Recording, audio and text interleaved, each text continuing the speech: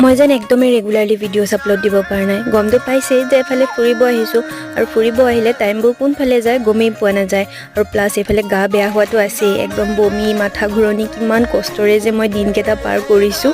তো আজি আমি গ'লোঁ আপাৰ আছামলৈ আৰু মাৰ জীৱনৰ এইবাৰ প্ৰথমটো জাৰ্ণি তো সেইকাৰণে যিমান কষ্ট হ'লেও মই ভাবিছোঁ যে নাই আহিছোঁ যদি মাক দেখুৱাই লৈ যাম প্লাছ মই নিজেও এইবাৰ প্ৰথমহে আহিছোঁ দেই মোৰো ক'ব গ'লে ইমান দূৰৰ জাৰ্ণি মানে প্ৰথম এইবাৰ তো সেইকাৰণে মাও চালে ময়ো চালোঁ বা আমি গোটেইখিনিয়ে তেনেকৈ পাৰ কৰিলোঁ আৰু যিমানখিনি পাৰিছোঁ আমি কভাৰ কৰিব ট্ৰাই কৰিছোঁ মানে আমাৰ এটাই আছিলে যিহেতু আমাৰ হাতত দিন একদমেই কম আছে সেইকাৰণে এদিনতে আমি যিমানখিনি পাৰিছোঁ কভাৰ কৰিছোঁ আৰু অকণমান ক্লিপ লৈ থৈছোঁ এইবোৰেতো মেমৰিজ ন ফটোজবোৰতো কেতিয়াবা নাইকিয়া হৈ যাব পাৰে কিন্তু ভিডিঅ' কৰি থ'লে ধৰক আপোনালোককো অকণমান দেখুৱালোঁ প্লাছ আমাৰ নিজৰো মেমৰিজখিনি ৰৈ গ'ল তো সেইকাৰণে বহুত জেগাত নোসোমালোঁ